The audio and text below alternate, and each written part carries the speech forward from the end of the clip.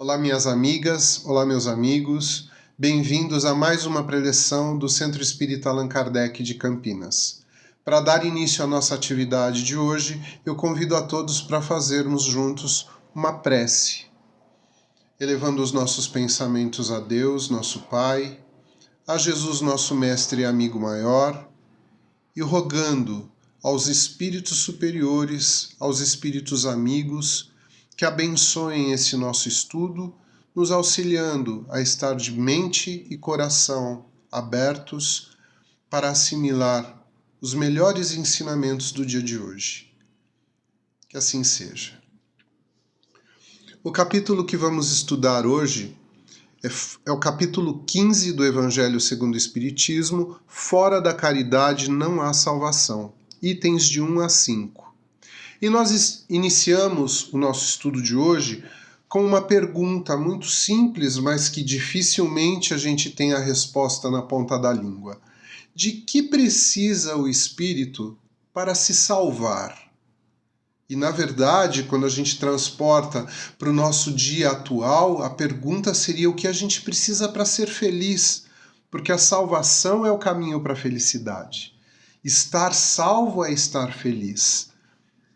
Então nós vamos agora no Evangelho de Mateus, capítulo 25, itens ou versículos de 31 a 46. Ora, quando o Filho do Homem vier em sua majestade, acompanhado de todos os anjos, sentar-se-á no trono de sua glória, reunidas diante dele todas as nações. Todas as nações significam todos os povos, sem distinção política, socioeconômica, racial ou qualquer outra. Ou seja, ali todos terão o mesmo tratamento. Todos serão pessoas iguais. Então, continuando. O Filho do Homem, em sua majestade, separará uns dos outros, como o pastor separa dos bodes as ovelhas, e colocará as ovelhas à sua direita e os bodes à sua esquerda. Nessa primeira parte, Jesus propõe uma cena alegórica de um juízo final, onde serão separadas as pessoas boas das más pessoas. A analogia feita utilizando os bodes e as ovelhas tem, portanto, como objetivo despertar um entendimento das pessoas da sua época sobre por que separar aquilo que é bom do ruim. A ambientação chama a atenção de que o assunto tratado é de ordem da evolução do espírito e de sua busca pela felicidade, pois serão escolhidos aqueles que permanecerão na glória do Filho do Homem. Continuando o trecho. Então dirá o rei aos que estiverem à sua direita: Vinde, benditos de meu Pai. Tomai posse do reino que vos foi preparado desde o princípio do mundo. Porquanto tive fome e me destes de comer, tive sede e me destes de beber, careci de teto e me hospedastes, estive nu e me vestistes, achei-me doente e me visitastes, estive preso e me fostes ver. Então responder-lhe-ão os justos: Senhor, quando foi que te vimos com fome e te demos de comer? Ou com sede e te demos de beber? Quando foi que te vimos sem teto e te hospedamos? Ou despido e te vestimos? E quando foi que te soubemos doente ou preso e fomos visitar-te? E o rei então lhes responderá: Em verdade vos digo, todas as vezes que isso fizestes a um destes mais pequeninos dos meus irmãos, foi a mim mesmo que o fizestes. Neste trecho, o Mestre Jesus apresenta as boas ações despretensiosas e incondicionais da caridade, dirigidas a qualquer pessoa necessitada. Demonstra a igualdade das pessoas colocando-se no lugar de cada uma delas, o faminto, o sedento, o desabrigado, o maltrapilho, o doente e o criminoso.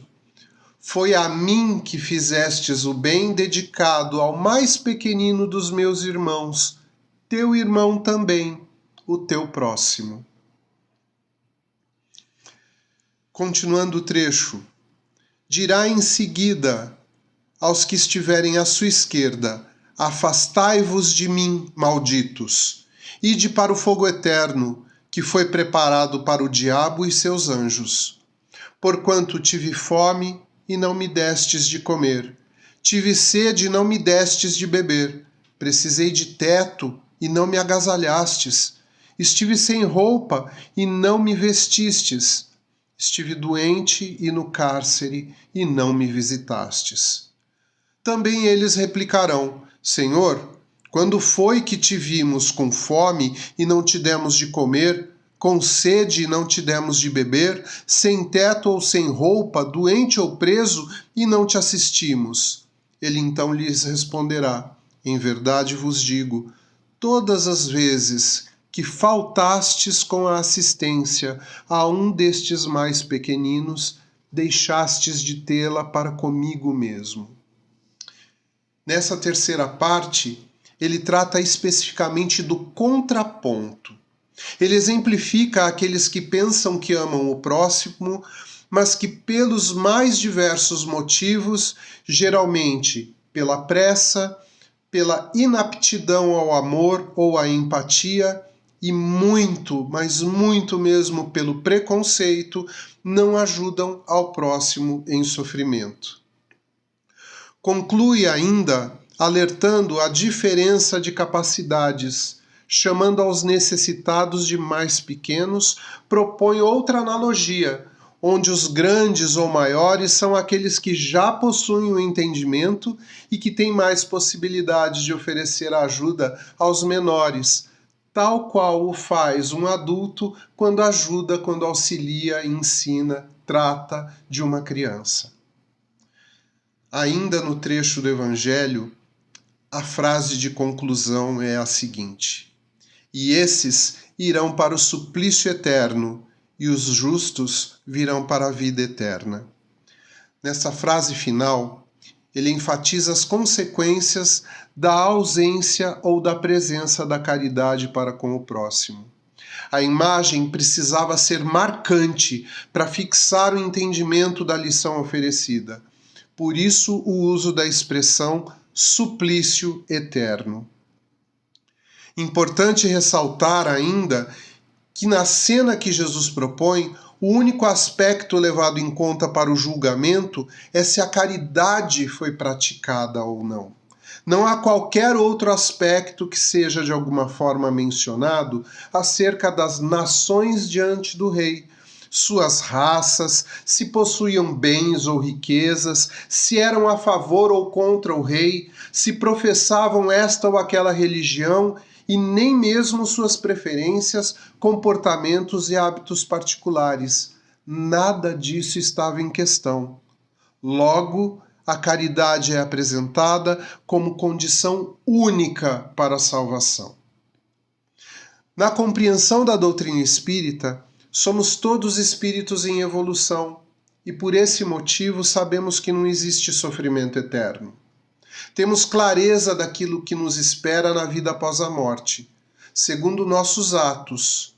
Aos justos e caridosos a felicidade, aos injustos, egoístas e preconceituosos a infelicidade, condição esta que permanece até que a própria pessoa entenda e desperte para o caminho do amor incondicional ao próximo, como veremos agora. No Evangelho de Lucas, capítulo 10, versículos 25 a 37. Então, levantando-se, disse-lhe um doutor da lei para o testar: Mestre, que preciso fazer para possuir a vida eterna? Respondeu-lhe Jesus: Que é o que está escrito na lei? Que é o que lês nela? Respondeu o doutor da lei: Amarás o Senhor teu Deus de todo o coração, de toda a tua alma, com todas as tuas forças e de todo o teu espírito, e a teu próximo como a ti mesmo.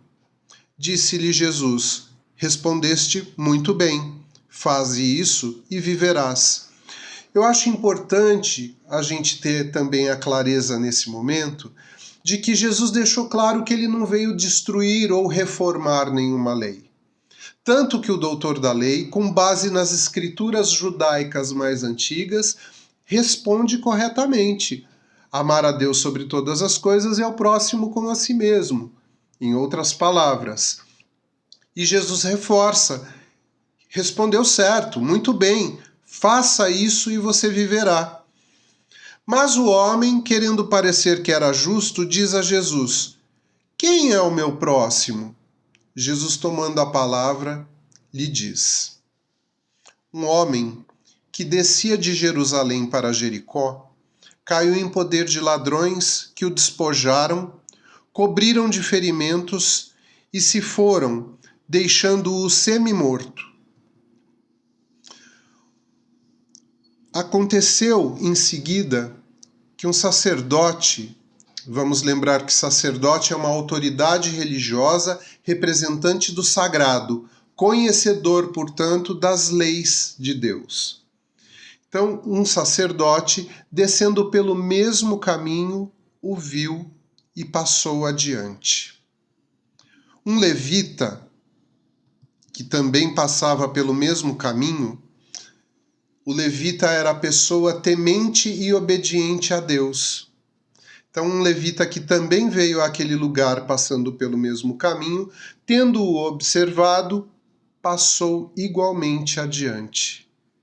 Mas um samaritano, que naquela época era o homem pertencente ao povo da Samaria, considerado um dissidente da religião, que era a religião predominante na época, e era desprezado e perseguido por causa disso.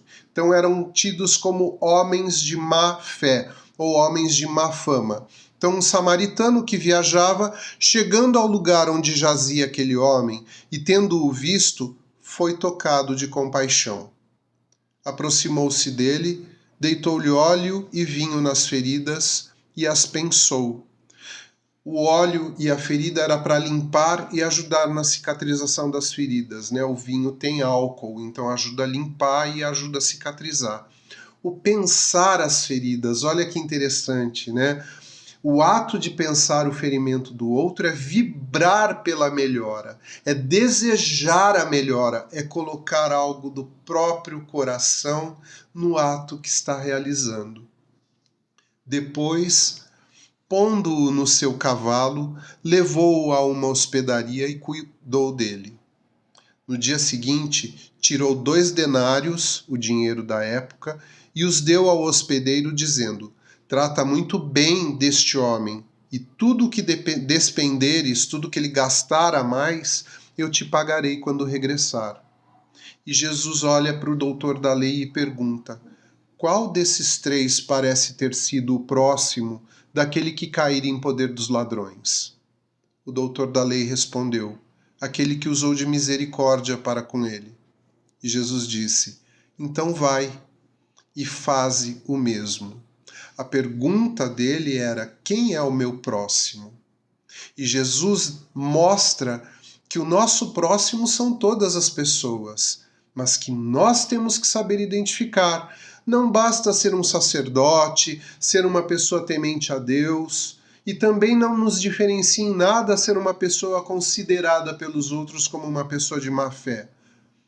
O que importa é o que vai no nosso coração em relação àquele que necessita, àquele que precisa. Todos somos próximos uns dos outros. A parábola do samaritano é um dos ensinamentos mais conhecidos e propagados dentro do cristianismo. Ele explica de forma clara e sucinta o que se espera como atitude de alguém que ama incondicionalmente o próximo, ser verdadeiramente cristão. Além da caridade, demonstra efetivamente que temos que combater em nós o preconceito, fruto do pré-julgamento, quando usa personagens de quem seriam esperados comportamentos diferentes daqueles descritos. A caridade e a humildade resumem toda a moral cristã. Em seus ensinamentos, Jesus aponta sempre para essas duas virtudes, especialmente em sua máxima, amar ao próximo como a si mesmo, onde se encerram ainda as importantes lições que ele exemplificou. Faça aos outros aquilo que gostaria que fizessem a você. Ame ao seu inimigo. Perdoe as ofensas se quiser ser perdoado. Faça o bem sem ostentação. Julgue a si próprio antes de julgar aos outros. Todos esses ensinamentos demonstram que precisamos de fato combater nosso orgulho e nosso egoísmo. E o tópico seguinte no Evangelho segundo o Espiritismo é o mandamento maior. E vamos nós, então, para o Evangelho de Mateus, capítulo 22, versículos de 34 a 40. Mas os fariseus, que eram os homens que eram seguidores da seita tradicionalmente vivida e praticada na época, e que levavam em consideração apenas aquilo que constava nas Escrituras. Experimentação de vida não valia, tinha que estar escrito nas Escrituras. Então os fariseus, tendo sabido que ele tapara a boca aos saduceus eram os homens que seguiam a seita, mas apesar de acreditar em Deus, eles eram totalmente materialistas. Então, os fariseus, sabendo que ele tapou a boca dos saduceus, se reuniram. E um deles, que era doutor da lei, foi propor-lhe esta questão para o tentar. Eles colocavam Jesus à prova o tempo todo, né? Mestre, qual o grande mandamento da lei? Jesus lhe respondeu: amarás o Senhor teu Deus de todo o teu coração, de toda a tua alma, de todo o teu espírito. Esse é o maior e o primeiro mandamento. E aqui está o segundo, que é semelhante ao primeiro. Amarás o teu próximo como a ti mesmo. Toda a lei e os profetas se acham contidos nesses dois mandamentos. Nessa passagem, onde ainda falamos de caridade, Jesus diferencia propositadamente o primeiro mandamento, amar a Deus, do segundo, amar ao próximo, reforçando que o segundo é semelhante ao primeiro, para que não haja confusão, e especialmente para marcar que não há lógica em amar verdadeiramente a Deus sem amar ao próximo, e nem é possível amar ao próximo se não amar a Deus.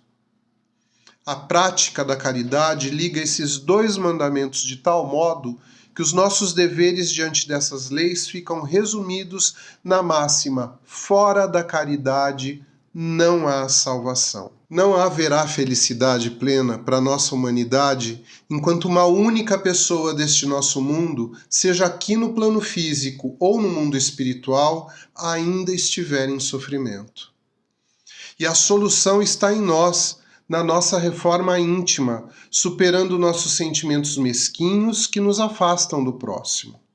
O caminho está no acolhimento, na gentileza, no carinho e no respeito que dedicamos às pessoas em geral, amando incondicionalmente nossos irmãos de criação divina.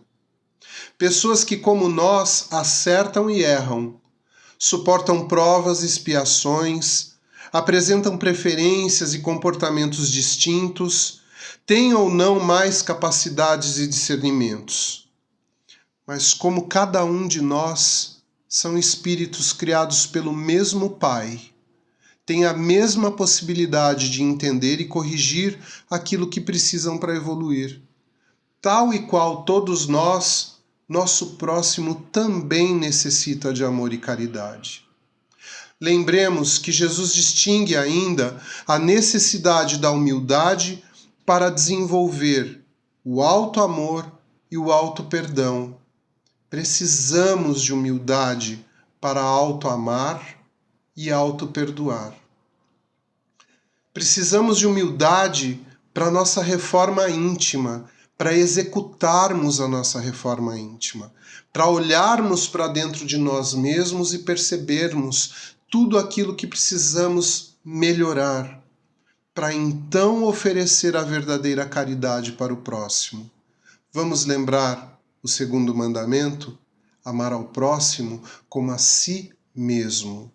Então, me amar, me perdoar, não me julgar, me melhorar como pessoa, para então oferecer tudo isso para o meu próximo. Somente aplicando essas verdades em nossas vidas, seremos instrumentos, verdadeiros instrumentos de amor e de melhoria para toda a humanidade. Esse é o caminho da evolução nossa e do nosso planeta. Um processo em nós, que acontece de dentro para fora e não de fora para dentro. O nosso planeta, para evoluir, depende de nós. É em nós que esse processo se inicia. É em nós que esse processo acontece. De nós, de cada um de nós, de cada indivíduo, para o todo. Então é um processo de dentro para fora. Façamos, pois, a nossa parte. Esse é o caminho da nossa felicidade e também de todos aqueles que pudermos influenciar com as nossas boas atitudes e com a nossa prática no bem.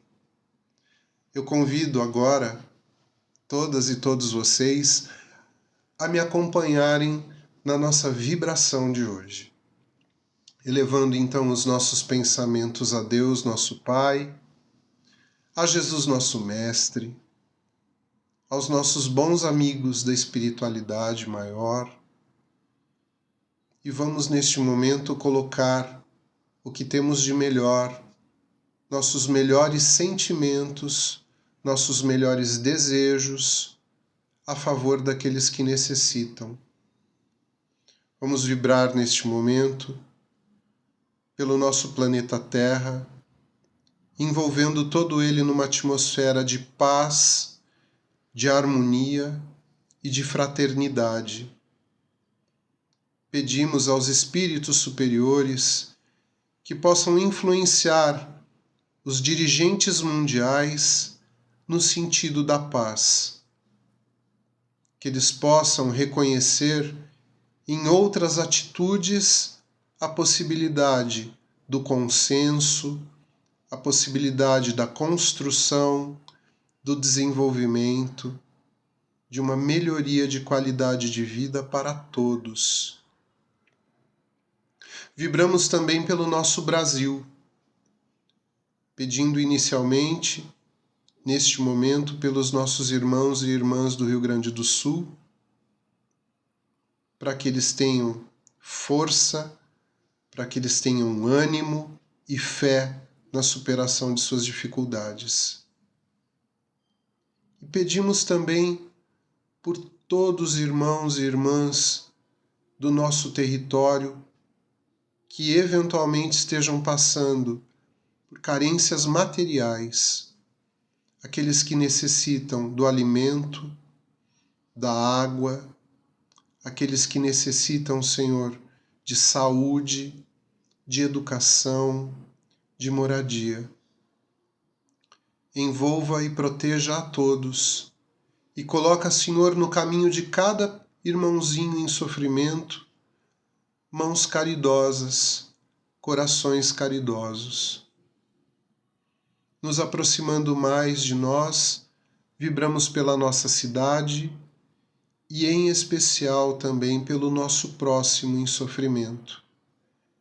Irmãos e irmãs que estão nas ruas, nas creches, nos orfanatos, nos asilos, nos hospitais, nos presídios e por aqueles que estão na solidão dos seus próprios lares às vezes.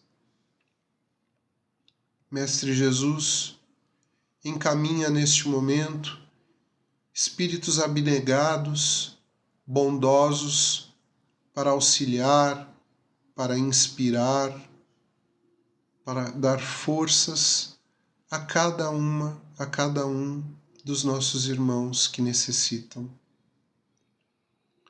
Vamos vibrar neste momento para uma pessoa que conhecemos e que sabemos que está em sofrimento, em dor, necessitando desse carinho, dessa oferta de bons fluidos. Um parente, um amigo, um colega de trabalho,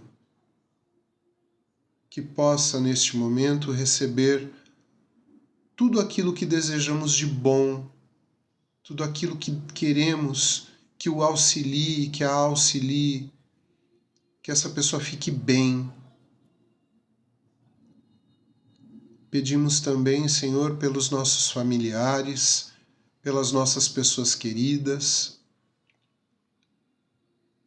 Humildemente, Senhor, pedimos por nós mesmos, que também nas nossas dores, nas nossas dificuldades, os bons amigos da espiritualidade estejam ao nosso lado, estejam nos consolando, nos amparando, nos ajudando a continuar a caminhada.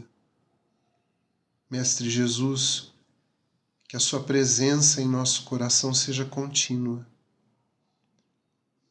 E pedimos também todas as tuas bênçãos para esta casa, o Centro Espírita Allan Kardec, para os seus departamentos, para os seus núcleos e por todas as pessoas, frequentadores, trabalhadores, tarefeiros da seara, pelos voluntários que se reúnem nesta casa, seja na forma presencial ou virtual, que tenhamos sempre, Senhor, nesta doutrina consoladora, o caminho para sermos pessoas melhores e estarmos mais próximos de Ti.